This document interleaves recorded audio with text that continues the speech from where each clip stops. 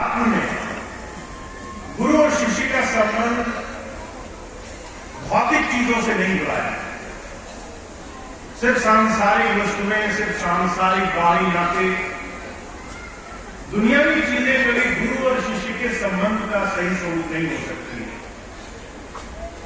गुरुवाणी में कहा गया है, गुरु सोई सो शब्द स्नेही, शब्द बिना दूसर नहीं। गुरु शब्द स्वरूप है, गुरु शरीर नहीं है, बाहरी देह नहीं है। गुरु सिर्फ इंसानी चोला नहीं है, जामा नहीं है, शब्द गुरु है। वो शब्द जो हमारे और आपके अंदर विद्यमान है, हमारे और आपके अंदर निरंतर चल रहा है। तो अगर गुरु शिष्य का संबंध निभाना है तो स्वामी जी के उस पहले नाम दान के स्वरूप को याद करना है।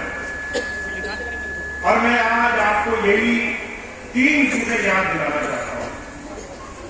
आपको याद होगा, आपने जब नाम लिया, और बहुत से लोग यहां पे ऐसे हैं जिन्होंने नाम लिया है, उनसे जुड़े हैं, तो जब आपने नाम लिया तो स्वामी जी ने 3 चीजें आपसे मांगी।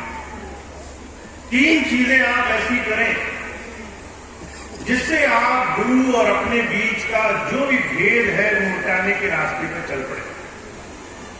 वो 3 चीजें हमारे जीवन आचरण, हमारे जीवन में गुरु की शिक्षा की पालना का, उसकी बात को जीवन में उतार लेने का अभाव होना चाहिए। गुरु हमारे आचरण में आ जाए, उसके लिए 3 बातों का अनुपालन बहुत जरूरी है।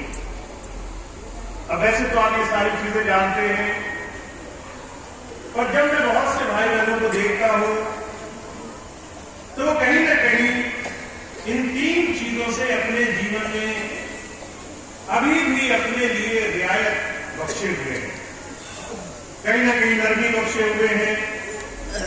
इन 3 चीजों में फेरबदल कर लेते हैं। तो उन 3 चीजों को आज समझ करके संकल्प लेने का प्रयास करेंगे, हम गुरु से आंतरिक धारा में जुड़ सकें, तो उसकी बात को अपनी जीवन शैली में उतार सकें। तो पहली चीज स्वामी जी ने कही, हमें और आपको अपने जीवन में व्यवहार, अभ्यास और जीवन की शुद्धता पर ध्यान देना है।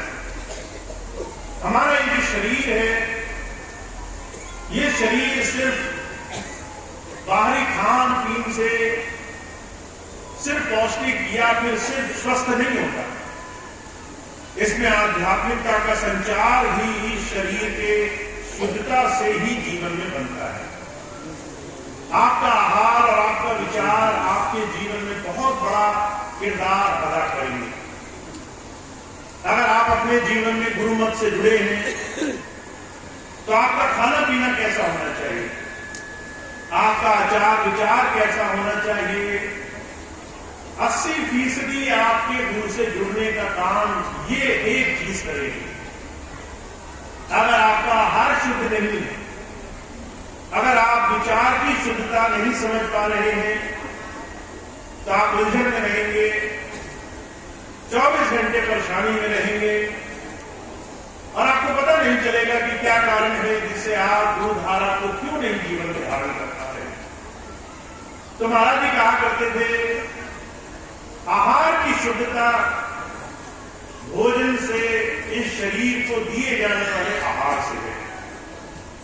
आप अपने शरीर को ऐसा आहार दो जो सात्विक हो, जो आपके अंदर सत्व को पैदा करे, जो आपके जीवन में आपके मन इंद्री भोगों को थोड़ा सा हल्का करने में मददगार हो। और इसके लिए संतों महापुरुषों ने जो सबसे पहला मापदंड बनाया वो ये कि जो शरीर को आप भोजन देते हो, वो भोजन ऐसा होना चाहिए जिससे शरीर का गुजारा हो। ऐसा नहीं होना चाहिए जिसमें भोग की लिप्तता हो, जिसमें आप लालच में पड़ जाए, जिसके लालच के लिए आप जीवन को भोजन के पीछे भागने लगे।